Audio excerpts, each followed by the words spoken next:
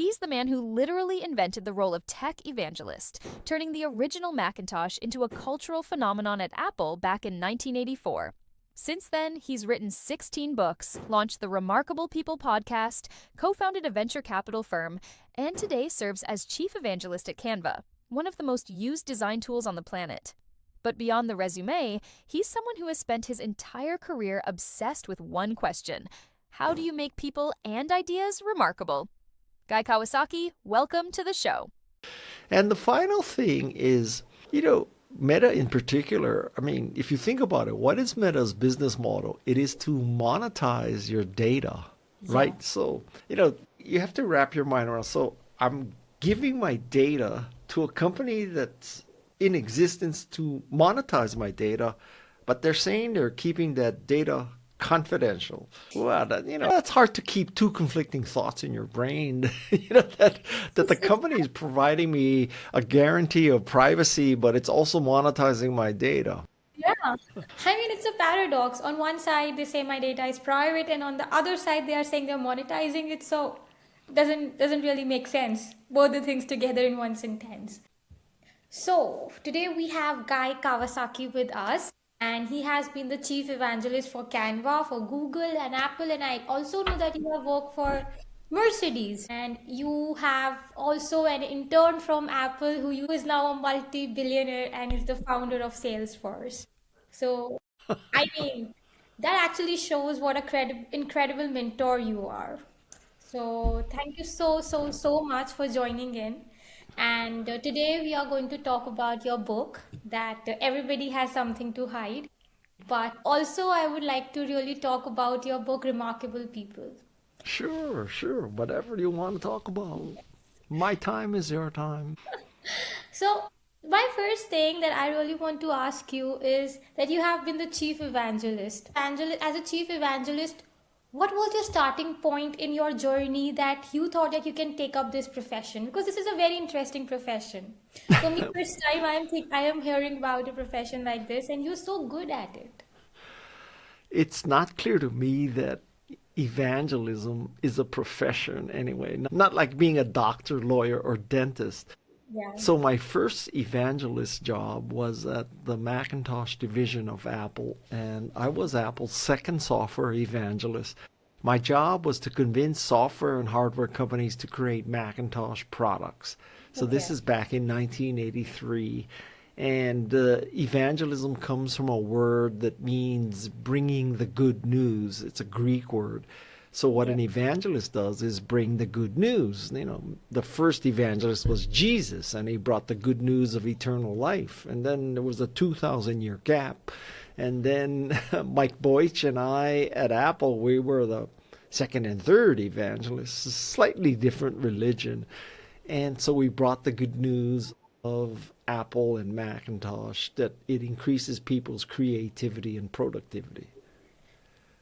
Wow. So for evangelism, you need to be street smart, right? Like you need to convince people that this product is going to increase your productivity or it's going to help you and enhance your task. So what was that point in your life that you got that street smartness? Because I know that you said in a podcast that working at Goldman Sachs just after your college or Amazon will not give you that street smartness. I don't know if I can pin down an exact moment when it occurred to me, but the irony is that before I became a software evangelist at Apple, I spent many years, or not many, but 5 years in the fine jewelry business. So I worked for a company that manufactured fine jewelry that sold the jewelry to retailers, and the retailers sold it to customers. So we were B2B, not B2C. And the selling of jewelry to retailers is hand-to-hand combat. It is pure sales. Many people think of sales today. They think of, I'm going to be doing A/B tests on my homepage to see if the purple link, sells more than the blue link or the green link. But no, in the jewelry business, it's hand-to-hand combat.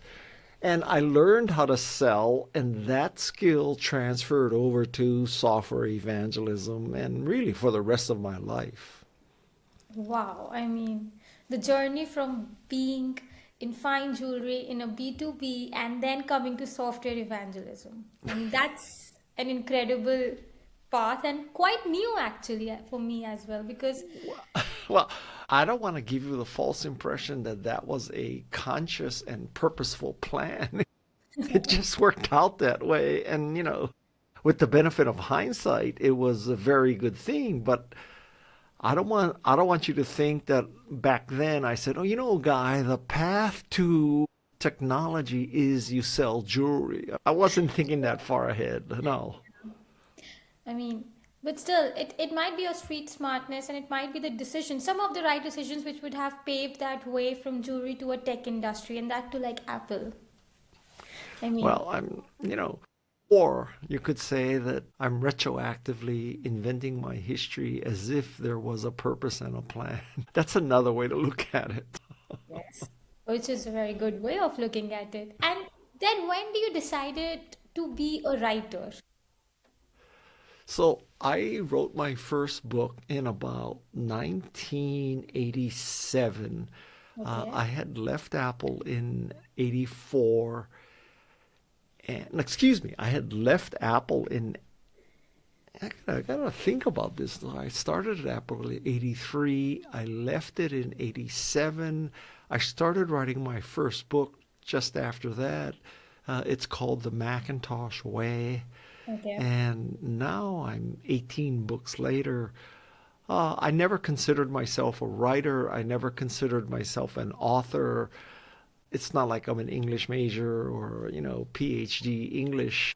And I just wanted to write a book because I was frustrated and I wanted to document that there was a right way to do things and the right things to do. And I was filled with optimism from the Macintosh division, so I wanted to just document all those thoughts. Wow. And you said that there was a lot of positivity that you wanted to write when you started writing. So, was that one of the reasons that you left Apple, that you wanted to write and you wanted to take a break and No, then? no, no, no. I did not leave Apple because I wanted to write. I left Apple for, well, there's two reasons. The first reason is as the Apple software evangelist, I, of all people, had to believe in the opportunities for Macintosh software companies. I started a Macintosh software company. And the second reason is I don't want to get into the gory details and bore you, but I was passed up for a promotion at Apple, and that pissed me off so bad I just wanted to quit. Okay. That makes sense. That, when you're ready for something and they're just like, it didn't happen, but why? You don't have any reason. You're like, okay, yeah, this is it. Now we'll do what we really want to do. Okay. And now coming to your current book, which is very interesting. I did read it, and I also listened to your recent podcast about that book. So my question is, after writing 18 books and 18 books later, why did you pick up a topic like privacy in these times when we have artificial intelligence and we are literally surrounded by social media apps? Well, I mean, you could make the case that because we are surrounded by artificial intelligence and social media and over communication, now it becomes clearer than ever that we need privacy. I have this podcast called Remarkable People, and now I have interviewed someone named Cindy Cohn twice. Cindy is the executive director of the Electronic Frontier Foundation, and this is one of the foremost organizations for privacy. I was also on the board of trustees of Wikipedia, and I'm a big fan of NPR. And you're in Germany, but from the outside looking in, you have to say, man, there's some really, really strange things happening in America to privacy and security and democracy and all those things. And so I think that, as privacy goes, so does democracy. So as privacy declines, so does democracy. And I want people to have, a very powerful tool to maintain their privacy, which is Signal. So I think the last thing in my career that I'm ever going to evangelize is Signal. And I have no direct connection with the organization. I'm not compensated or whatever. I just believe that it is something that everybody should use instead of things like WhatsApp or messages. Okay. And like we talked about in this era where we are having artificial intelligence, social media apps, and when we actually see for countries like USA, where people's privacy are at stake, when you were researching about this book, did you came across any facts which actually took you by surprise and you were like, oh shit, this is happening? Well, I mean, right in the beginning of the book, I show a graph of how many times governments have requested information from Meta and Apple, and it's a chart that's just going like Yes, that, right? like that. Yeah. And so, more and more requests. Now, there are a lot of companies, including Apple and Meta and Signal, they always say, well, our messaging system is end-to-end encrypted. So, you might be misled into believing that everything is kind of a tie there, that everybody has end-to-end encryption. But in addition to end-to-end encryption of the message, there's also the issue of the metadata. So Yeah, to use a metaphor, the message is the letter inside the envelope. yeah, The metadata is the information on the outside of the envelope. When yeah, was it postmarked? Where was it postmarked? Who was it sent to? What's the return address? All those kind of things. And the companies like Meta and Apple retain much, much more information than Signal in terms of metadata.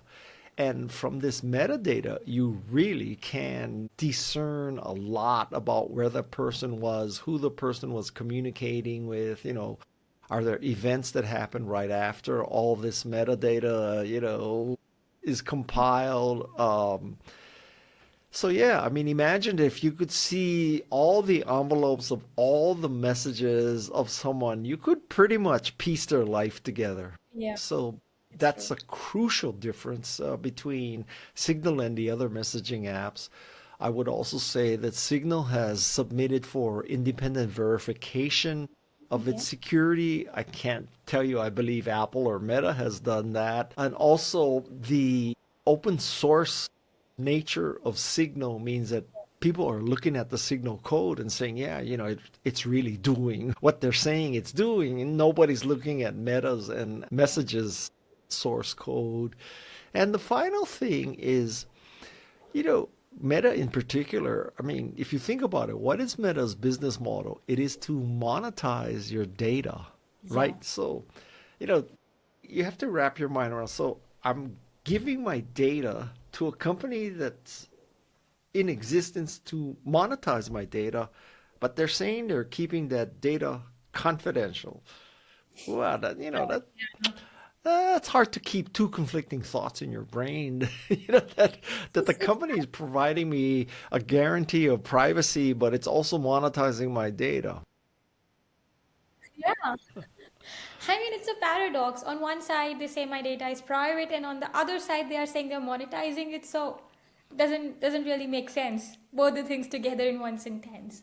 Yeah. And when we say that our metadata is registered and they're keeping track of a lot of our metadata, so how fatal is the metadata is from the actual message context that we have? Well, fatal is a powerful word, but from the metadata, you can definitely place people and what happened, and you sent a bunch of messages right before, somebody had an abortion, or I don't know, whatever, right? Right before the demonstration, and there's a flurry. I'm not saying that it's the messages, right? I'm not saying that it's revealing what you said to the person, but I mean, if you think about it, if you can track, where people were, what they were saying, what not what they were saying, but when they were saying it, who they were saying it to, you can build up a lot of information about what went down. Yeah.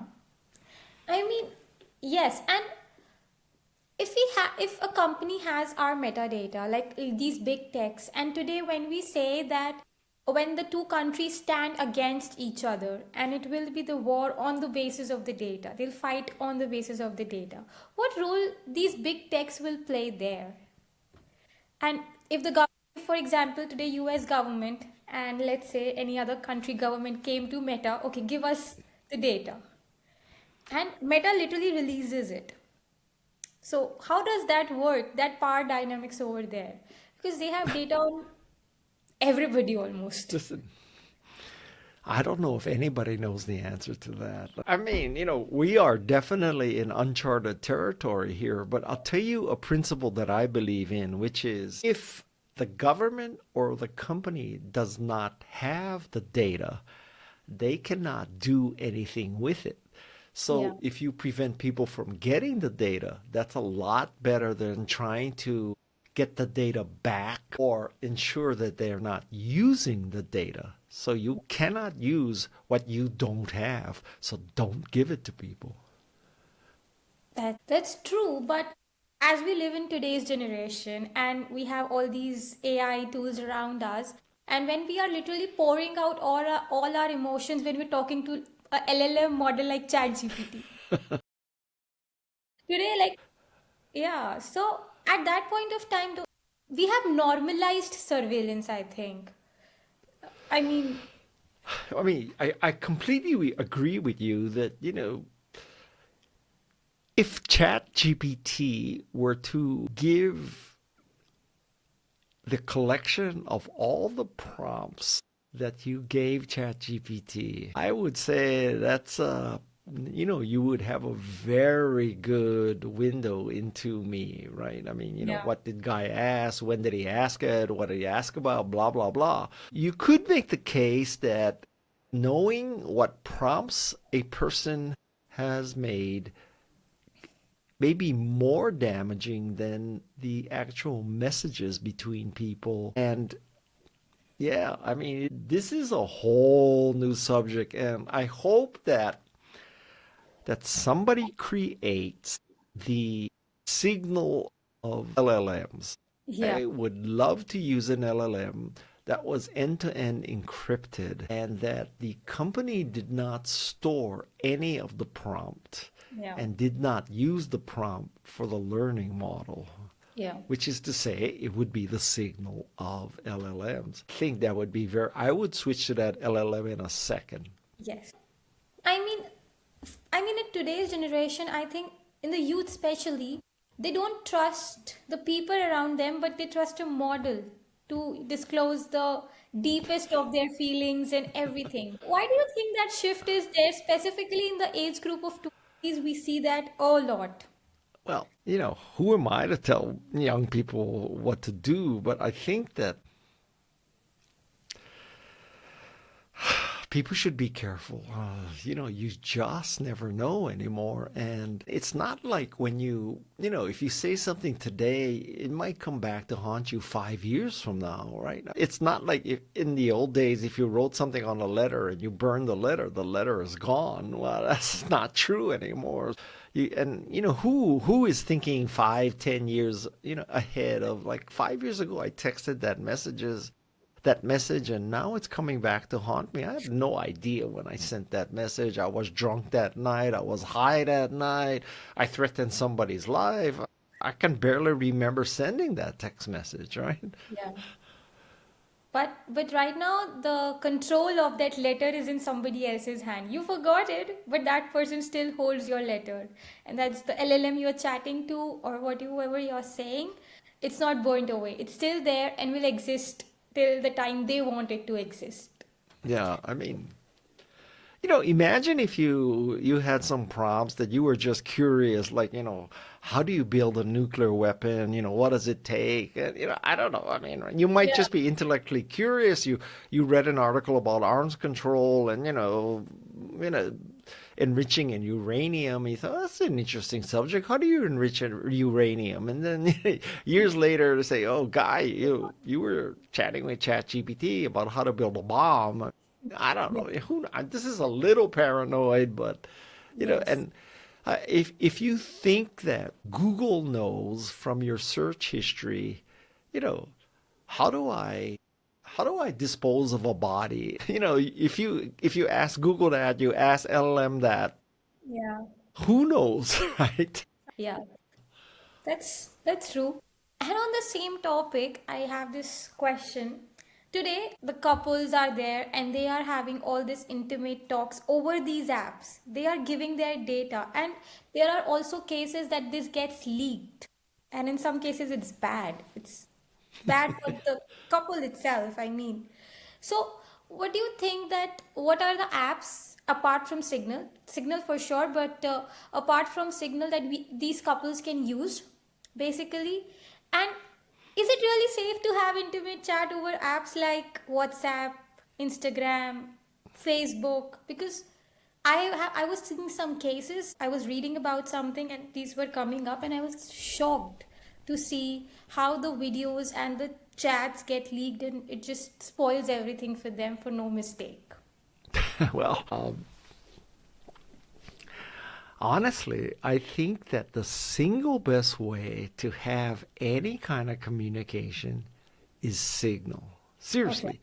Signal for text messages, Signal for calls, and Signal for video calls. I mean, that is the way to go now.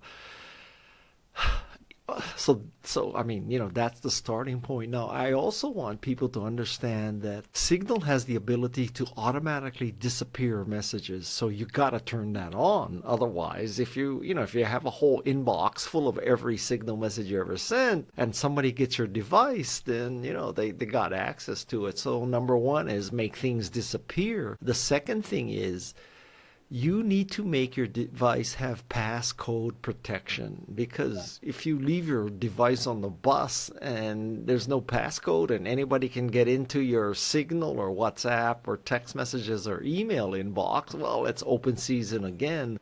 Yeah. So you need to have a passcode. Now, even with a passcode, you could say, well, I could use my biometrics, like, stare at the camera and it unlocks the phone. That's a little shaky too. At least in the United States, the way it works is a biometric passcode, like your fingerprint or your face. Yeah. You cannot refuse to do that. It's like taking a fingerprint. You cannot refuse to be fingerprinted. However, you can refuse to enter a passcode. So entering a passcode in the United States, at least as of now, is considered protected because you have the right not to incriminate yourself. So if you force me to put in my passcode, you're forcing me to incriminate myself. Yeah. You cannot do that. On the other hand, if all I have to do is look at my phone and it unlocks it, that is not considered self-incrimination. So that's another thing to think of. So, generally speaking, use Signal, make sure it disappears, and make sure that your device is really well protected. Now, beyond that, I would make the case that probably the second best way is Proton. So you use Proton for email. Now, Okay. having said that, there's a real important nuance here. So if you go to Proton and you get a free email address, your inbox is protected. But you also have to remember that when somebody sends you an email that's outside of Proton, all bets are off, right? So if you're on Gmail and I'm on Proton and you send me a message and I'm thinking, yeah, I'm on Proton, I'm completely safe and private. Well, the sender who used Gmail, the Gmail side is not safe and protected. You have to remember with Proton, it has to be Proton to Proton inside of Proton. It cannot be Yahoo or Hotmail or AOL or Gmail or your corporate. If you're sitting inside a company and you send a message to someone on Proton and you think, oh, it's completely safe, except that the company owns your outgoing email and your outgoing email may have quoted the incoming email. Yeah.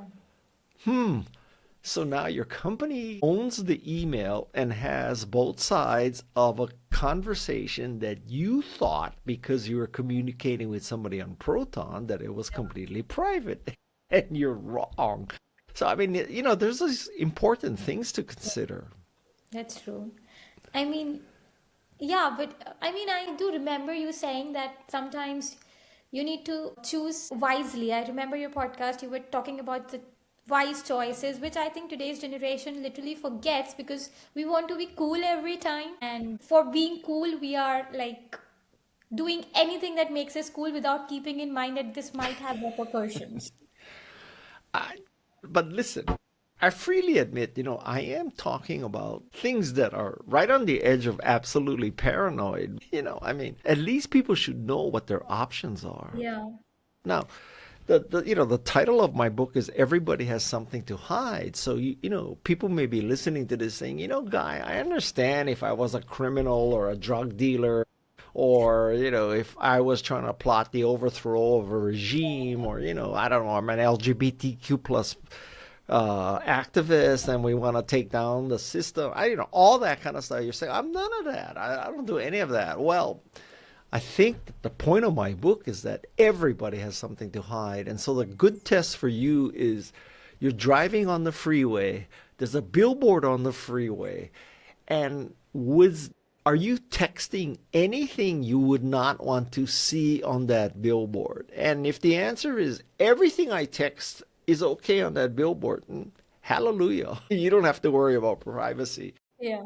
Let me give you an example. So let's say you have a kid and the kid goes off to college and the kid says, hey, Dad, send me the username and the password for our Netflix account. Yeah. Okay, that's not criminal, but that's stupid, right? Or the kid says, okay, so, I got to buy textbooks, Dad. Can you send me the visa number and the visa expiration date and the secret passcode for visa? And listen, I've done it. I've texted my kids our credit card information, and you wouldn't want to see that on the billboard either. So I'm just saying that there's a lot of things you would not want to see on the billboard.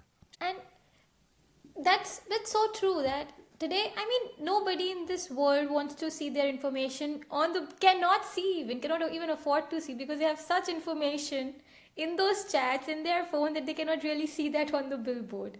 Can be bank information, can be information about the family, can be more personal details, anything. Today's app like Signal protects your metadata, keeps less metadata of the user. They try to give user that freedom of even giving them the source code. And still, it's not that much publicized as compared to the apps like WhatsApp and Meta. I mean, I heard of Signal after reading your book and I literally installed it. And now I'm chatting to everybody on that itself. I made my mom, dad have it. Because I understand the importance of it after reading that, okay, I'm giving less metadata of mine. And what apps like Signal, which keeps less metadata of yours, give you more hold of what you are doing, gives you the source code as well, are publicized less and are glorified less as compared to apps like WhatsApp, Facebook, Instagram, or something, or any other chatting platform that we have today. Why is that we have more people on these apps than apps like Signal, basically? Well, I think a lot of it is just the sequence of the appearance of these apps, right? So if I could go back in time, I would only use Signal. I would not have Gmail. I would not have messages. I would do everything on Signal. But let's face it, that I don't know. I don't even know if I want to tell you, but like 30 years ago, I had one of the first email addresses. I used CompuServe. I used Apple Link. And it's not like 30, 40 years ago, I thought, someday somebody's going to want to break into all these systems. I should not get on this system today. I mean, I thought Apple Link, which was an internal Apple email system, I thought that was the greatest thing I've ever seen. Compared to a fax machine, compared to an analog phone line. I was at Apple. I had an early Apple Link. I convinced the Apple Link people to give this girl I knew another account. So that was part of my dating. Maybe I wouldn't have married her if I didn't have Apple Link. Who knows, right? And Yeah. but who could have foresaw that, this is where we would be today? So now I think the biggest challenge that people face when they get on Signal is that nobody else is on Signal, right? Because all your friends are on WhatsApp and text messaging and Gmail and all that. And so, I haven't even convinced most of my family to get on Signal. Don't get me wrong, I know. So Yeah, there's a whole section in the book about how to get people to join Signal. that's true. And yeah, so, you know, again, listen, Signal is a beautifully designed piece of software. It is very functional, very well designed. The biggest challenge with Signal is getting the people you want to communicate to also be on Signal. Yes, I agree with that. I think it's just mostly related to because WhatsApp or Instagram or Facebook are being we have normalized them. It's like they're a part and parcel of Yeah, our life. I think it's just how we incorporate small things into our routine. We have incorporated these apps into our routine. yeah. So I think that's the only reason that I think they are more glorified than any other web platform. Even for Telegram, that matter. We don't use that much. Yeah. Yeah, I don't use Telegram at all, so yeah. I started using it and then I got bored of it and I uninstalled it. I did use it for some time. I'm like, I'm not getting the vibe for messaging on that app. And I uninstalled it then. Yeah, but I did use it and then I realized that Telegram takes when I was reading about Signal, I also read about Telegram. So Telegram also takes a lot less metadata as compared to WhatsApp and Instagram. But I believe I I'm not 100% sure of this, but there are aspects of Telegram that by default only some kinds of messages of Telegram are end-to-end encrypted, right? You have to pick it, I think, or something like that. So, yeah, check that out. I addressed a little bit. I did some initial research into Telegram, and after like a very short period, I figured out, this is it's just not as secure as WhatsApp and messages and Signal. So I just say, there's no more about Telegram in this book because of these things, and Okay. yeah. I mean, I should research about it. Like, what is end-to-end encryption really working in Telegram, and for what messages it works? Yeah. Yeah, I mean, maybe I'm wrong. Check it out, but I definitely came to that conclusion. Huh? I should check it out.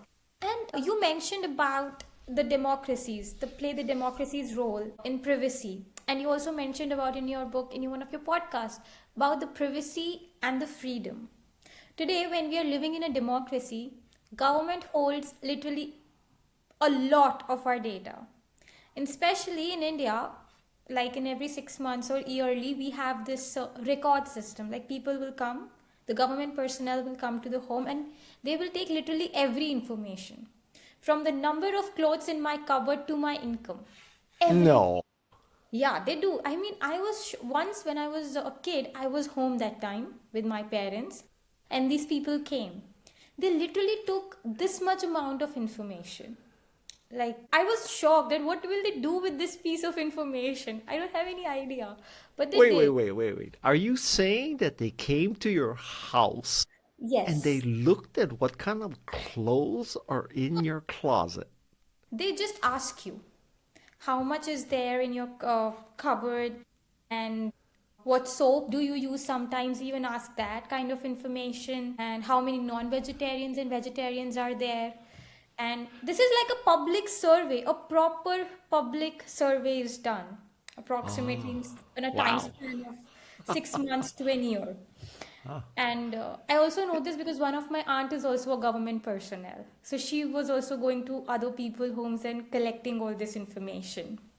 ah. So when we are living in democracies and these governments are already requesting the data, the as you have shown in your book, the request is already on the raise and they're already collecting this type of data from us.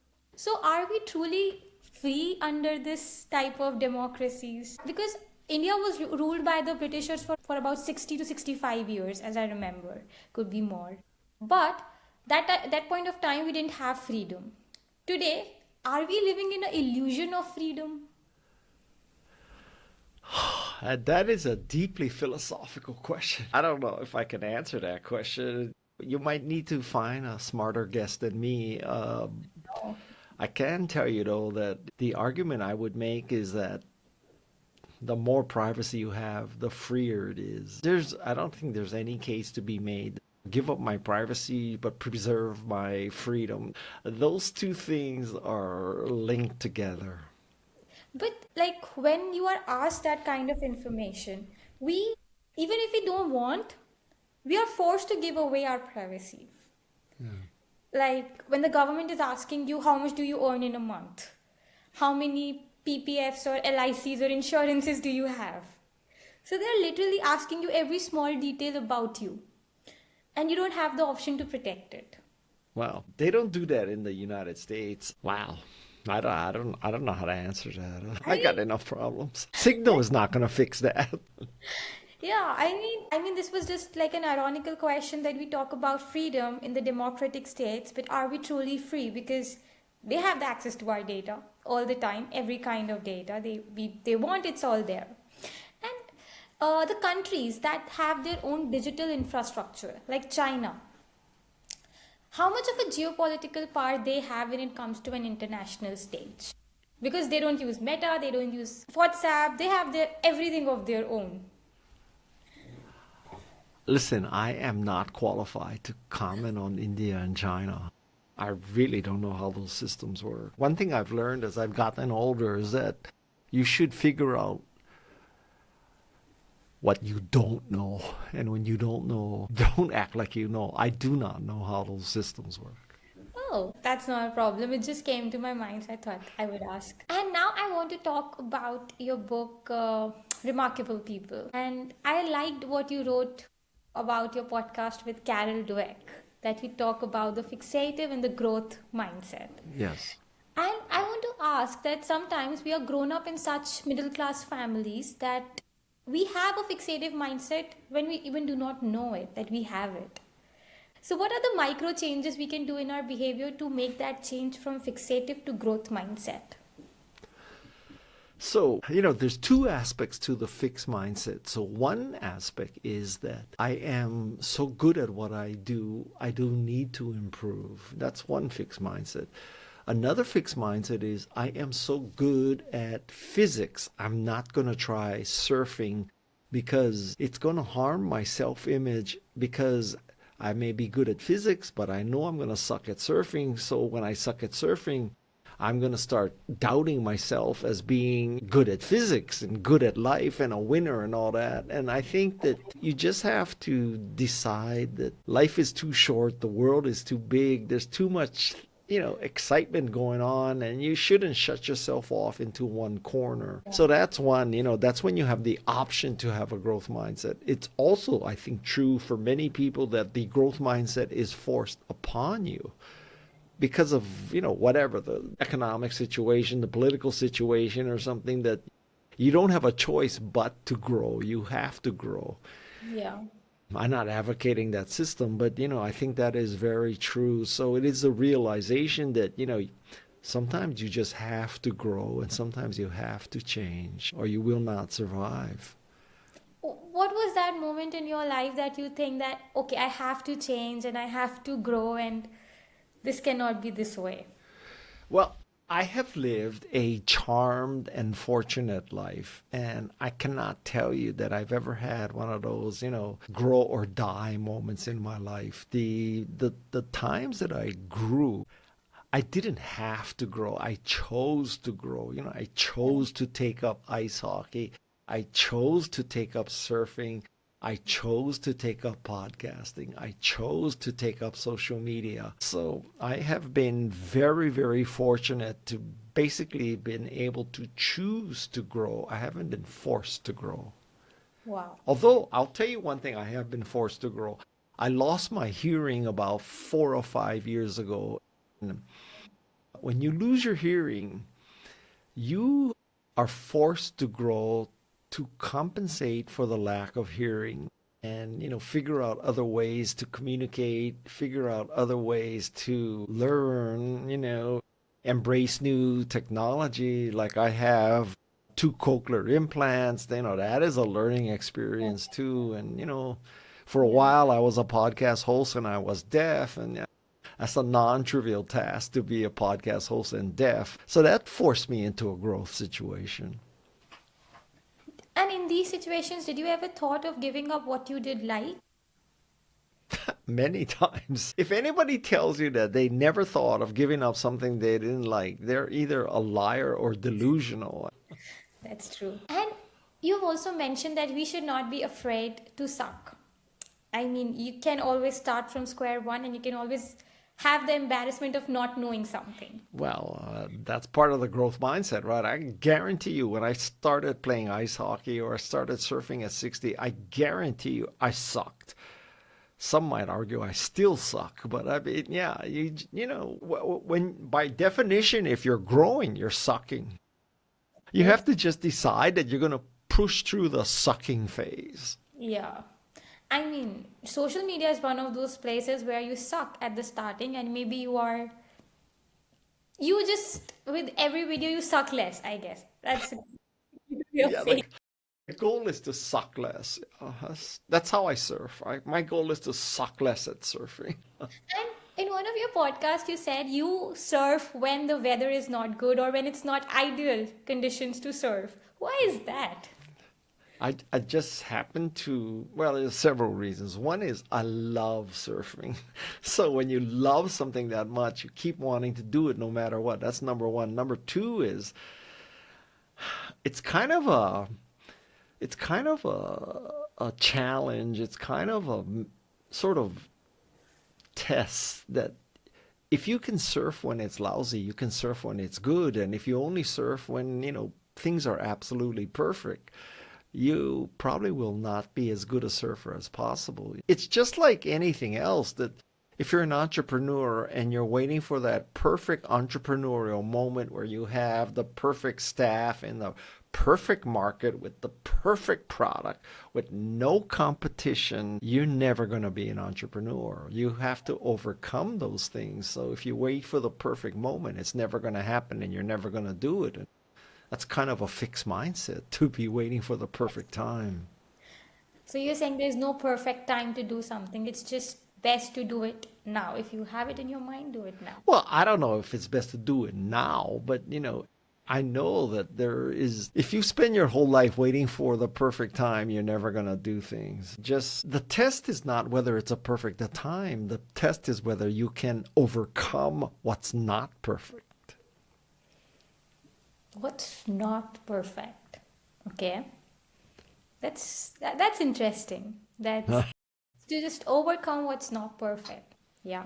That's kind of an interesting thought. Like, you have had direct interactions with Steve Jobs. I mean, I am an admirer of Steve Jobs, honestly. Like, I have read the book on Steve Jobs by Isaac Walterson, and it is one of the best biographies I have read by far. It's written very nicely. So, how was your interaction with Steve Jobs? Well, I consider it an honor and a privilege to have worked for him. I don't think I would be anywhere near where I am were it not for the influence of Steve Jobs. I was not in his inner circle. I was not, his best friend, but he truly was an inspiring person. Difficult, but inspiring. And, like I said, it's an honor and a privilege to have worked for him. And what are some of your learnings from that experience that you still carry with you today? Well, one thing for sure is I learned the value of design, which is something that many people have not learned. Yeah, so design is very important. I learned about creating what people will need often before they even know they're going to need it. I learned the power of passion, that when people like what you do, they will become your evangelist. They will help you. I think 90% of success is a great product. Now, many people disagree with that, but I think, as an evangelist, it's very easy to evangelize that something that's great. It's very hard to evangelize shit. So if you have the choice, don't evangelize shit. And and at any point of time, because of your job, were you forced to evangelize shit? Like, you are not convinced yourself, but it's a part of the job. You have to evangelize it. Believe me, I have tried to evangelize shit. That's why I can tell you that you cannot evangelize shit. Okay. So you have been through that, and now you know that okay, it's not possible. Well, I don't know if it's not possible, but it's very hard. Not looking for challenges. I'm looking for easy stuff. Okay. And my last question to you is that if somebody is in his or her 20s, or let's say in their early career phase, what are the 3 to 4 books you would recommend them to read for sure? Okay, so first of all, you got to read my book about signals so you can have Yeah. privacy. That's number one, right? Number two, there's a book by Brenda Ueland, Ueland, Okay. and the book is called If You Want to Write. And it is for anybody who is in a creative kind of endeavor like writing, photography, painting, music, entrepreneurship, programming. It's all about how to do any of those things to unshackle your mind. It was written for writers, but it applies to all those other things. A third book would be a book called Influence by Bob Cialdini. And Bob Okay. Cialdini is the godfather of influence. And it's a very good book about how to influence and persuade people for the rest of your life, which is a very important function for most people. Yeah. Okay. Alrighty. Yeah, I'm gonna read them for sure. Especially the Okay. influence one. I mean, I want to read that book and know that how can we influence and persuade people to do things. Yeah. It's an art. It's definitely an art to Yeah. persuade people. And I would really like to thank you for coming on the podcast and for taking out time for me and the podcast. And Signal, yes, I am using it, and even my near and dear ones are using it. Good for you. Yeah. Yeah. I mean, I did it with my family. Yes, it took me some time for my mother and father to get handy with it because they're very handy with the WhatsApp. They're not Well, handy you with should this. have given them the book. They both are not readers. It's hard for them to convince them, okay, read this and then you'll know, rather than I just help them install it and now do it. Use it. Alrighty. At least for with me, you use it because they are sending all these details only with me mostly. So yes, and my friends. Yeah, not that. Well, I don't think it's any harder to learn than Apple Messages or WhatsApp. That's Not true. at all. Yeah, but yes, All I'm right. using it because I do understand that okay, it takes less metadata of mine and it gives me more privacy. Yeah. Whatever is possible in this world, it gives me that. Yeah. Alrighty. All the best to you. Thank you for having me on your podcast. Thank you for joining in. It's an honor to me. It's an honor for me to have you. All right. Bye bye. Bye bye. Thank you.